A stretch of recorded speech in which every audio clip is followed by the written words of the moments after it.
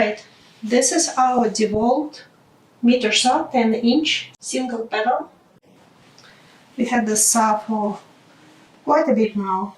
We did lots of remodeling projects, and right now we are on the next remodeling project of our house. We have this saw attached to the DEWALT meter saw stand, which could be height could be adjusted, it could be collapsed. He really liked it.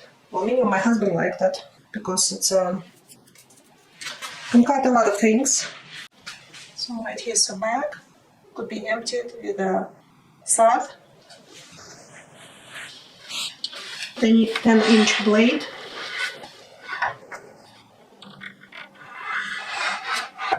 We change our flooring in the house, and we use this to cut our LVP flooring, which was very helpful. If you're looking for the good reliable saw, I definitely recommend you DEWALT 10-inch saw.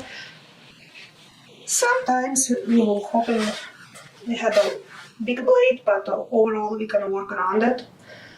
It's just a little bit more compact than the saws with the bigger blades. And for the house projects, we really don't need much. This is the perfect. If you're doing small repairs or remodeling here and there or some projects around the house,